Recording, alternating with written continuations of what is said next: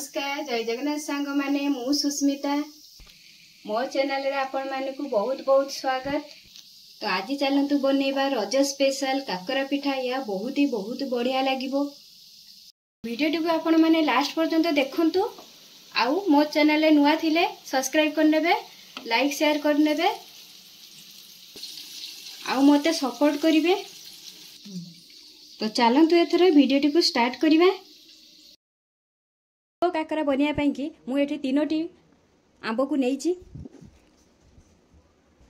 मु धोई की नेइची। आकु काटी नबा, तारे सब बाहर कर नबा। देखंतु गोटे आंब को मु एमती पूरा छोट छोट करके पीस रे काटी नेली। एटा हमें साइड रे रखिबू। काकरा पिठा पुरो रे व्यवहार करिवू। आउ दुईटा आंब को आम एमती बड़ बड़ पीस करी काटी नबू, कारण एटा आम ग्राइंडर जार देकी पेसिबू। मुझे एमती काटी। तो देखो आउ दुईटा आंब को भी मुझे काटी नेली। तापर गोटे ग्राइंडर जार आनिबा, सेइथिरे देइदबा, आउ पेसी नबा, पूरा स्मूथ पेसिबा। जमा भी एथिरे पानी की क्षीर व्यवहार करबानी, खाली एमती पेसी आनिबा। देखंतु मु पूरा स्मूथ करी पेसी नेली। देखि पारथिबे केतिकी स्मूथ है आमर आंबटा। आउ अवश्य आपण मैंने पाचिला आंब मिठाटा नेबे। मिठा आंबर भल आमर काकराटा हम। बहुत ही बढ़िया लगे ये काकराटा। तो एबे याकु साइड रखिबा। एबे चलंतु काकरा पिठा पाई कि पूरा प्रस्तुत करिबा। तो पूरा प्रस्तुत पाई कि गोटे गैस रे गोटे पैन बसै नेली। तापर चलंतु सेइथिरे हाफ चम्मच गुआ घिओ देइ दबा, बा आपण माने तेल भी नै परिबे। तो घिओ भी आमर एटी गरम हो गलानी। तो तापर एटी देखंतु मु पूरा पाई कि गोटे गोटे नड़िया को एमती कुरी की नैची, ताकू एइथिरे देइ दबा। किंतु गैस रो फ्लेम को एबे लो टू मीडियम रे रखिबे, हाई रखिबेनी जमा भी, नाले पुड़ी जिवो। तापर एटी देखंतु एइथिरे 1.5 कप गुड़ दबा। गुड़ मु एठी गुड़ नउची, आपण माने या बदले चीनी भी नै परिबे। मु एठी छोट कप 1.5 कप नउची, आपण माने जदि बड़ कप नउचंती ताले गोटे कप गुड़ नेबे बा चीनी। तापर देखंतु एठु देखंतु मु हाफ इंच अदा को एमती छेची की नैची, ताकू बेइथिरे दबा। अदाटा आपण माने अवश्य पिठार देबे, बहुत ही बढ़िया लागिवो। तापर देखंतु एठी 5टी गुजराती की मु एमती छेची की नैची, ताकू बेइथिरे पकेबे। खाइबा पई भी बढ़िया पिठाटा लागिवो। तो गुजरातीटा आपण माने पाउडर भी देई परिबे, किंतु पकेबे अवश्य, बहुत ही बढ़िया लागिवो। तो ए सब पकेकी गैस रे फ्लेम को लो टू मीडियम रे रखिकी मिसेइबा।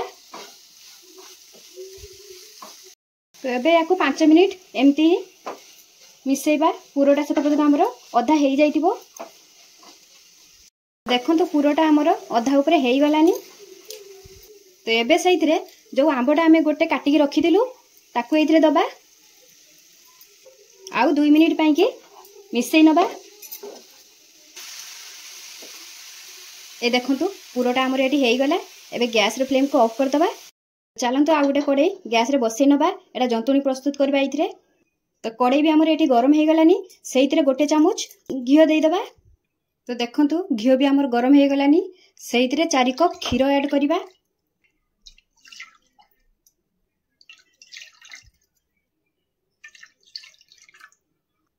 तापर सेइथिरे 2टा गुजराती को टिके छेची की देइ दबा। सेइथिरे स्वाद अनुसार लूण देइ दबा। तापर सेइथिरे गोटे छोट चामच पान मधुरी को दबा। पान मधुरी आपण माने अवश्य पकेबे, पिठाटा बहुत ही बढ़िया लागिवो, बहुत ही भल फ्लेवर दबो।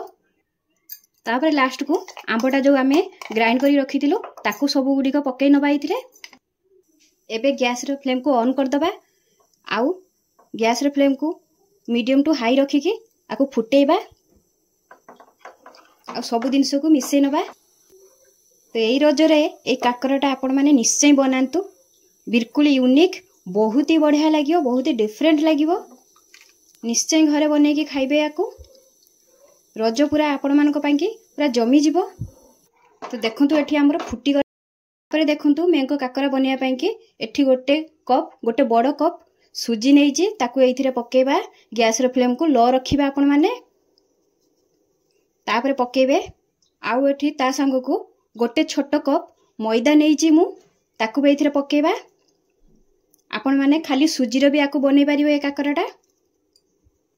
ତ ଏତିକି ପକେଇକି ଭଲ ଭାବେ ମିଶେଇ ନବା, କିନ୍ତୁ ଗ୍ୟାସର ଫ୍ଲେମ୍କୁ ପୁରା लो ରଖିକି ମିଶେଇବେ। এই ଦେଖନ୍ତୁ ତାକୁ ଏମିତି ପ୍ରେସ୍ କରିକି ଆପଣ ମାନେ ମିଶେଇବେ, ନହେଲେ ଲଙ୍ଗସ୍ ରହିଯିବ। ଗୁଟି ଗୁଟିକା ହେଇକି ରହିଲେ ଜମା ବି ଭଲ ଲାଗିବନି।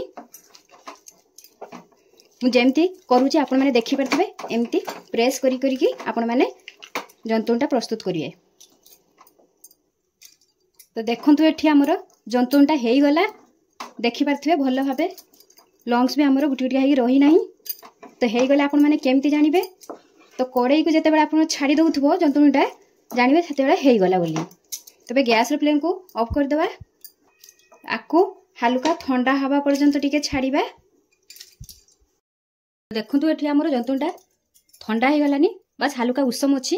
ତ ଏବେ କ'ଣ କରିବା ନା ଗୋଟେ ଗିନାରେ ଘିଅ ନେବା, ହାତରେ ଲଗେଇ ନେବା, ଏମିତି ଲଗେଇକି ଆଉ ଟିକେ ତାକୁ ପ୍ରେସ୍ କରି ନେବା। ତ ଦେଖନ୍ତୁ ମୁଁ ଭଲ ଭାବେ ଚକୁଟି ନେଲି ଏଟାକୁ।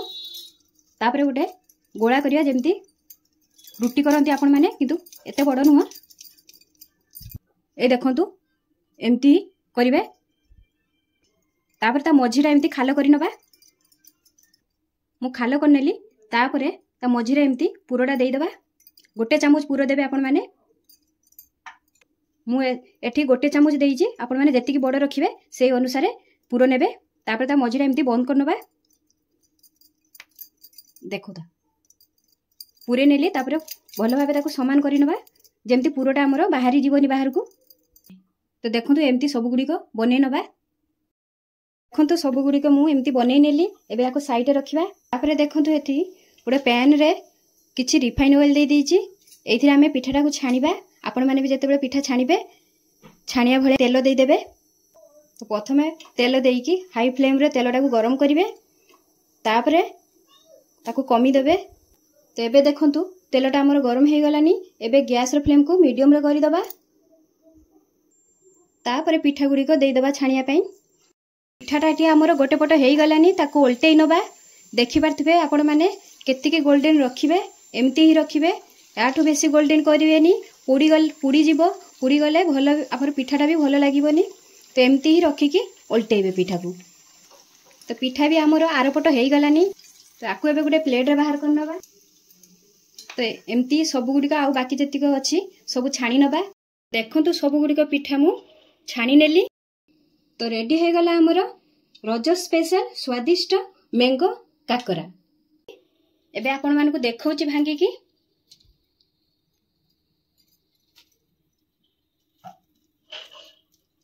এই ଦେଖନ୍ତୁ ତା ଭିତରେ କେତେ ସୁନ୍ଦର ହେଇଛି, ଦେଖିପାରୁଥିବେ ଆପଣ ମାନେ।